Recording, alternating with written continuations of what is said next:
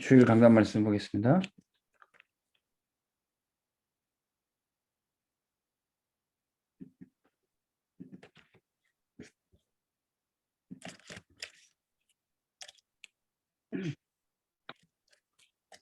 이번 주 주일부터는 출애굽기 말씀 주셨습니다.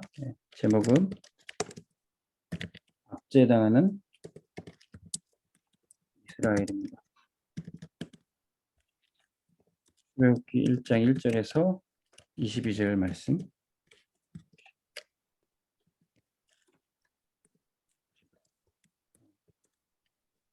우리가 누리는 최고의 하나님의 축복이 뭡니까?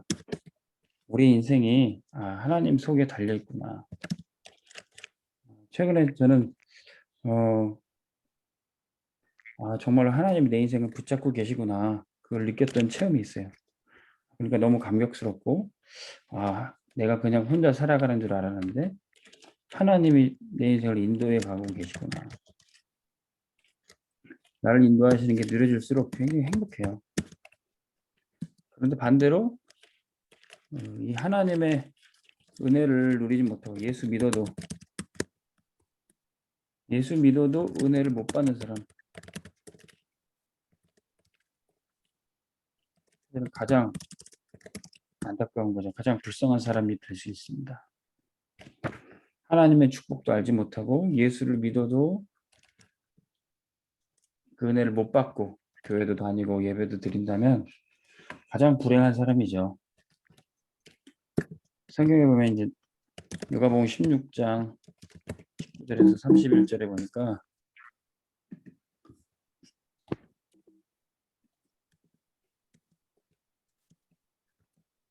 이제 부자 거지 나사로 얘기가 나오죠. 부자는 평생도록 돈도 벌고 그 돈으로 여유롭게 호화롭게 살았습니다. 근데 천국에는 가지 못하고 나중에 지옥에 가게 되죠. 네. 부자는 당연히 하나님도 모르고 이렇게 어렵게 살았죠. 근데 그래도 하나님을 믿고 천국에 갔던 이 나사로는요. 왜 하나님을 믿었음에도 그렇게 평생 어렵게 살고 그 누가복음 16장에 보면은 부자의 집에 가서 구걸을 할 수밖에 없는 그런 삶을 살았는가. 예수를 믿고도 사실 평생 어렵고 힘들고 그렇게 살 수도 있습니다. 근데 뭔가 평생 어렵고 힘들게 하나님의 은혜를 누리지 못하고 산 거예요. 누군가에게 계속 구걸하면서 산다. 노숙자로 산다. 서울역에 있는 노숙자들 보면요. 거의 다 정신문제가 있는 사람들입니다. 아무리 그래도 우리가 땀 흘려 일해서 살지 밤낮 남의 집에 가서 구걸하고 얻어먹고 산다. 이거는 뭔가 정신문제가 있는 거예요. 예수를 믿고 천국에 가도 그것도 축복이지만 예수를 믿고 우리가 이 땅에서 하나님의 축복을 누리고 전도자로 사는 것. 이것이 최고 축복입니다. 예수를 믿었음에도 평생 이 은혜를 못 받고 사는 그런 사람도 있어요.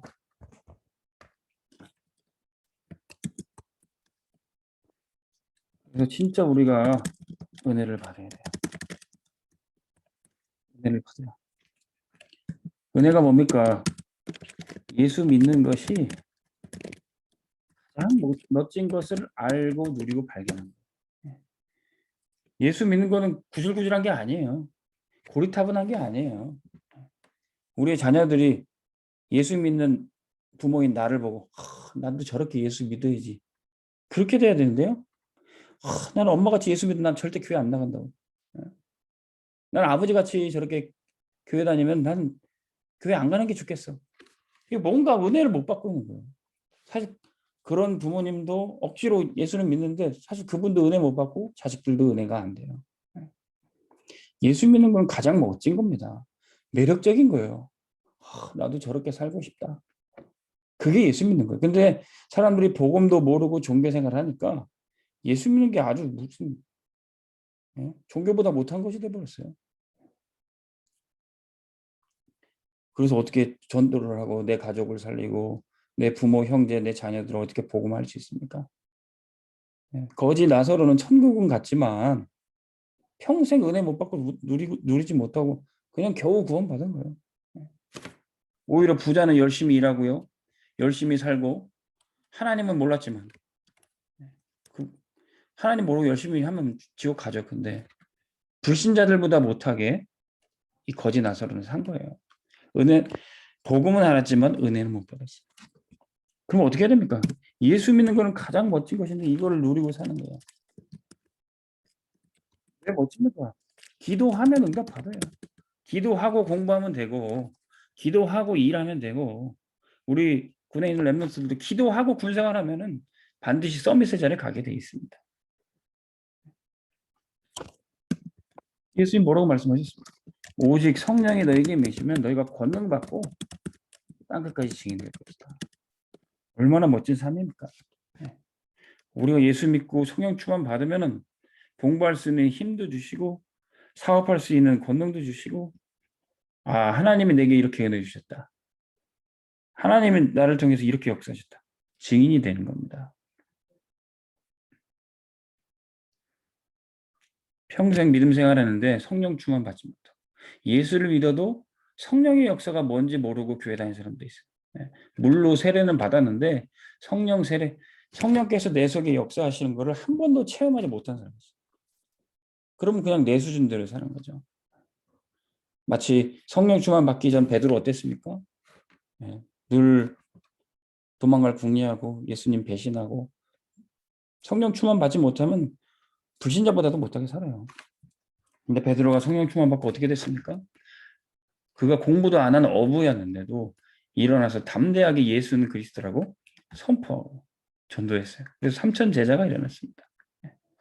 이게 성령 충만 받고 은혜 받은 사람이에요.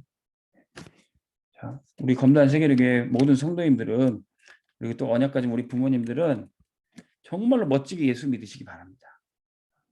정말로 기도해서 응답 받으시기 바랍니다. 그래서 우리 자녀들이 나는 진짜 엄마처럼 예수 믿고 싶다. 나는 진짜 우리 아버지처럼 기도하고 싶다. 나는 진짜 우리 주일학교 선생님처럼 랩런트 키우는 사람이 되고 싶다. 아이들이 그런 언약 잡기를 바랍니다. 진짜 은혜 받아야 돼요. 자, 그런데 구원받은 이스라엘 백성이 이 은혜를 놓쳐버린 거예요. 요셉이 애굽을 복음화하고 그렇게 다 전 세계를 살렸는데 그 요셉의 후대들이 이 은혜를 놓친 겁니다. 그래서 하루아침에 뭐가 됐어요? 애굽의 노예가 되어버린 거예요. 하나님도 알고 하나님의 백성임에도 구원받은 백성임에도 불구하고 노예가 돼서 비참하게 살아가는 거예요. 그래서 뭐가 필요합니까? 출애굽의 체험이 필요합니다. 우리 인생도 마찬가지입니다. 하나님의 은혜 못 받고 노예처럼 살지 말고 우리 인생의 출애굽의 체험을 해야 돼요. 우리 인생의 출애굽이 뭡니까? 애굽이 뭐죠? 우리 이 세상이에요, 세상. 애굽을 다스리는 바로 왕이 뭡니까? 이게 사단 권세입니다. 사단 권세, 이 애굽을 다스리고 정복하고 사단을 무릎 꿇게 만들어야 되는데 노예가 돼버렸어요. 어떻게요? 요셉을 알지 못하는 왕이 일어났다고 했어요. 요셉이 답을 주고 요셉이 하나님의 감동하심을 전해줬던 그 왕은 이스라엘 백성들을 귀히 여겼습니다. 근데 요셉을 알지 못하는 왕이 일어나니까 이제는 뭐 엄청나게 핍박을 하는 거죠. 이게 뭐죠? 복음 없어진 시대예요. 복음이 없어져 버리니까 교회가 복음의 능력을 신자가 복음의 능력을 잊어버리니까 세상에 짓밟히는 거예요. 우리를 세상의 빛으로 소금으로 불러주셨는데 빛이 빛을 잃어버리니까 소금이 맛을 잃어버리니까 땅에 밟히게 되는 겁니다. 이런 시대. 그럼 어떻게 이 출애굽을 체험합니까? 이 출애굽의 역사가 오늘 시작이 되는 거예요. 출애굽기 1장 1절에서 22절. 하나님께서 요게벳을 준비하기 전에 또 어떤 여자들을 준비했어요. 누굽니까? 히브리 산파들을 준비했어요. 요게벳이 생명 걸고 모세를 살리기 이전에 생명 걸고 이스라엘 백성들의 아기를 살렸던 이 히브리 산파들이 있었어요. 그 이름이 뭐죠? 부라와 부하라는 이 산파입니다.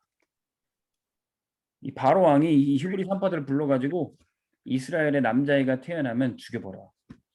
애 낳다가 이렇게 잘못해서 죽었다. 이 산파들이 뭐 말하면 뭐 별 수 없잖아요. 근데 이 히브리 산파가 그 무서운 바로 왕의 명령에도 불구하고 그들은 바로 왕보다 하나님을 더 두려워하고 경외했어요. 생명을 귀히 여겼어요. 그래서 바로 왕의 명령을 어기고 히브리 사람들의 남자 아이가 태어나면 살려낸 겁니다. 그래서 하나님께서는요, 이들에게 은혜를 베풀어 주셨답니다.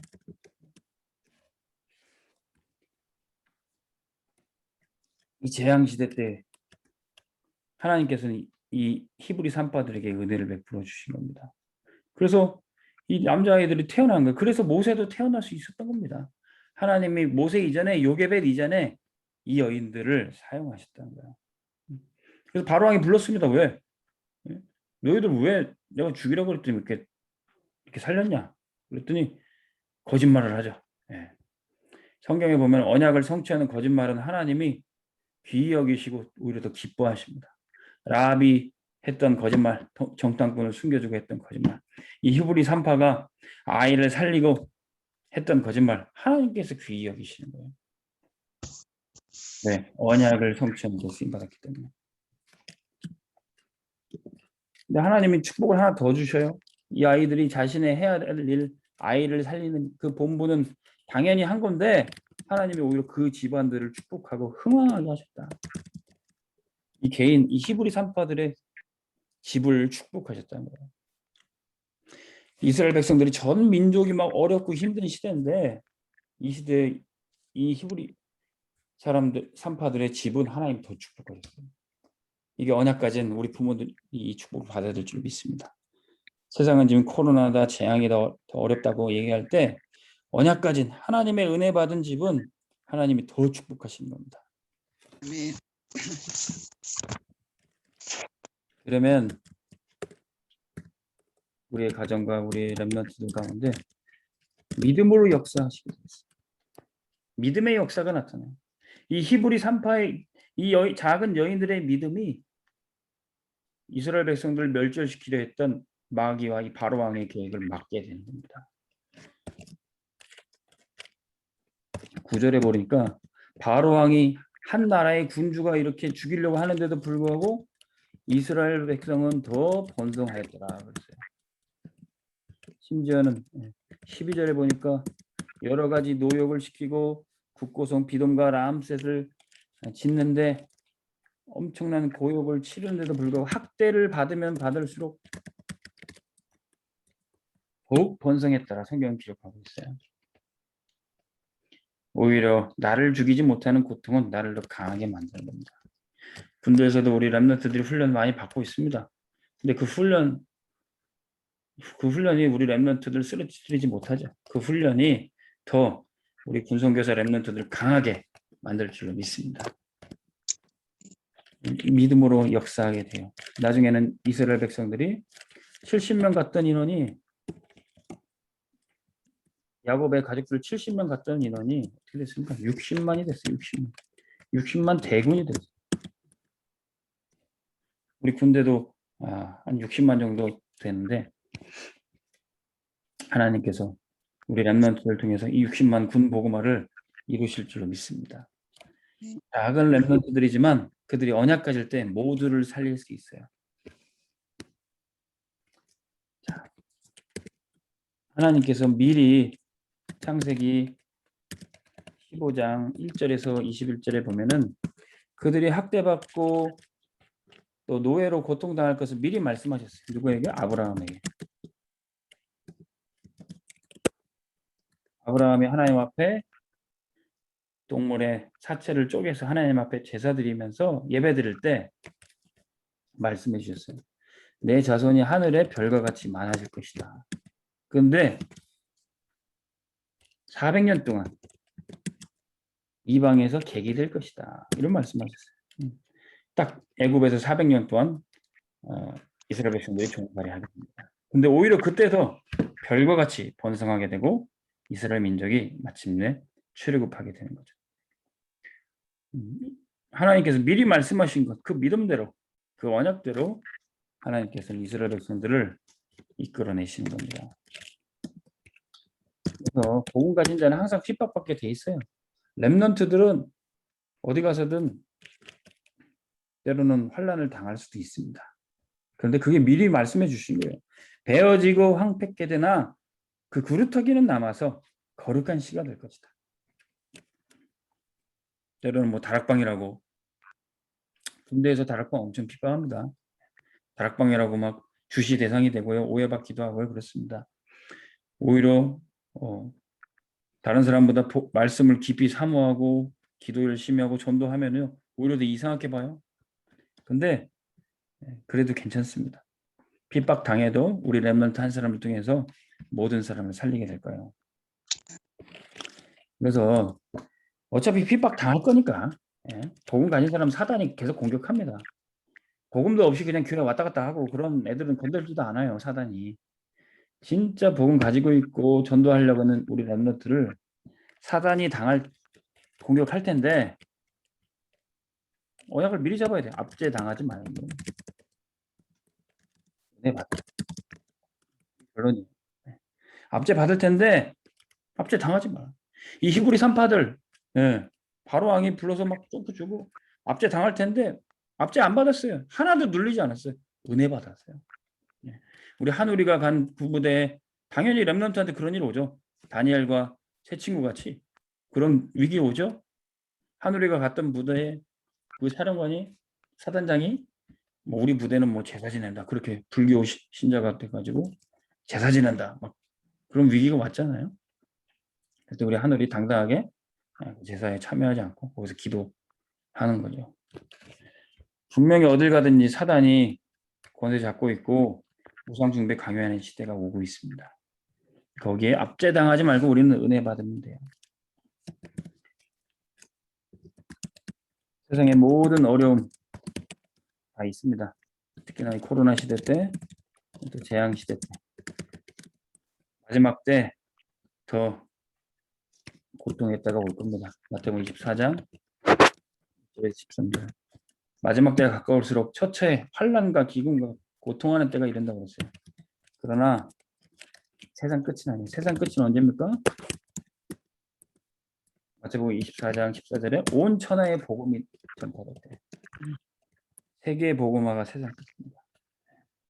그래서 우리 렘넌트는 여기에 집중하면 하나님께서 특별히 구별된 은혜를 주시는 겁니다. 모든 사람들이 다 어렵다 그래도 우리는 이 은혜를 받으면 돼요. 바로 왕이 죽이려고 사단이 공격을 하려고 해도 하나님께서 이 히브리 산파를 보호하시고 오히려 더 축복하셨던 겁니다. 그래서 우리는 무엇에 집중해야 됩니까? 이 히브리 산파들이 이스라엘의 후대 렘넌트를 살리는 것처럼 우리도 렘넌트 살리는 운동에 집중해야 돼요. 하나님은 렘넌트 운동하는 사람에게 모든 은혜와 그 가정의 축복을 부어주신 겁니다. 우리 검단 세계교회가 또 언약 가진 부모들이 렘넌트 운동할 때 하나님 은혜를 더해 주실 줄 믿습니다. 기도하겠습니다. 하나님 아버지, 이 검단 세계교회가 렘넌트 살리게 하여 주옵소서. 사단이 우리 렘넌트를 죽이려고 공격하고 핍박한다 할지라도 절대 무너지지 않을 줄 믿습니다.